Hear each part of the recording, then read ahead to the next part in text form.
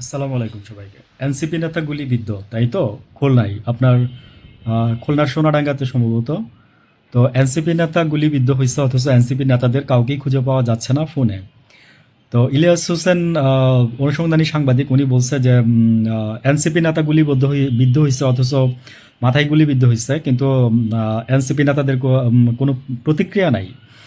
তো এটার পিছনের কারণ খুঁজতে গিয়ে আমি একটু জানতে পারলাম যে আসলে উনি এনসিপিতে নতুন যোগদান করছে এবং উনি খুলনার সোনাডাঙ্গা আসনের সোনাডাঙ্গার আপনার এই শ্রমিক শক্তি নামে কোনো একটা সংগঠনের উনি সভাপতি ছিলেন, বা খুলনা বিভাগের এই সংগঠনের প্রধান ছিলেন আর কি। এনসিপি থেকে মনোনয়ন মনোনয়ন না, মানে এনসিপি থেকে আর কি উনি জাস্ট যোগদান করছে আর কি। কিন্তু এটার পিছনের ঘটনাটা হচ্ছে, গুলি লাগার পিছনে পুলিশ আজকে বরাত দিয়ে বলছে যে ১ মাস আগে বা ১৫-২০ দিন আগে তারা একটা বাসা ভাড়া নিচ্ছিল। সেখানে একজন নারী সহ উনি উঠছে আপনার ওয়াইফ পরিচয়ে। তো এরপর থেকে আপনার এই ঘটনা ঘটছে আজকে। ঘটার পরে আপনার ওইখানে পুলিশ অভিযান চালায়।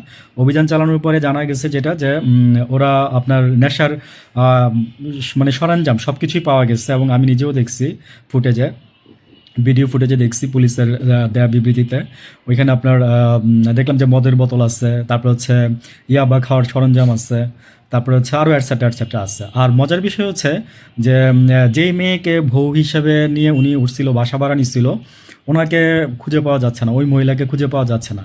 তাই এনসিপি সম্ভবত এই বিষয়ে কোনো মতামত কিংবা অভিমত পোষণ করতেছে না আর কি। তো ইলিয়াস হোসেন আপনার বলছে যে এনসিপি নেতাদের এখন খুঁজে পাওয়া যাচ্ছে না। তো আমার মনে হয় কি ভাই জানেন, যে আসলে এই ঘটনাটা একটা বিচ্ছিন্ন ঘটনা হবে। এই ঘটনাটা একটা বিচ্ছিন্ন ঘটনা হবে, বিকজ এখানে বোঝাই যাচ্ছে যে তাদের নিজেদের মধ্যে কোন্দলের কারণে এটা হয়েছে আর কি। নিজেদের মধ্যে কোন্দল বলতে আমি বোঝাতে চাচ্ছি যে যেই মেয়েটাকে নিয়ে উঠছিল, সেই মেয়েটাকে নিয়েই কোনো সমস্যা হয়েছে। তো পরে বাড়িওয়ালা আপনার ওইখানে থাকে না। বাড়িওয়ালা বলছে যে বাড়িওয়ালার ওয়াইফ পরে রাত্রে 11:30 বাজে ওইখানে যায়। পুলিশ আম, আহ, যাওয়ার পরে আপনার দেখে যে আপনার ওদের সব সরঞ্জামই আছে আর কি। তো এখন আসলে এই ঘটনাটা একটা বিচ্ছিন্ন ঘটনা সম্ভবত। আর এমনও হইতে পারে যে উনি আপনার অন্য কোনো দল থেকে আসছে, ওনার কোনো প্ল্যান ছিল। তারপরে হয়তোবা ওনার দলের লোকেরা ওনাকে শ্যুট করে আপনার দেখাচ্ছে যে মানে মনে করছে যে এনসিপিতে যেহেতু যোগদান করছে একটা কিছু হবে, নির্বাচন বানচাল করার জন্য। মূল উদ্দেশ্য তো এইটাই, যেন নির্বাচন না হয় দেশে আর কি।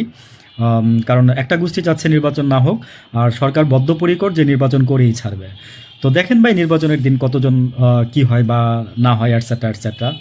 তো আমি সবগুলো কথাই আমি সংবাদপত্রের বরাত দিয়ে বললাম কিংবা মিডিয়ার বরাত দিয়ে বললাম। ভালো থাকবেন সবাই, আসসালামু আলাইকুম।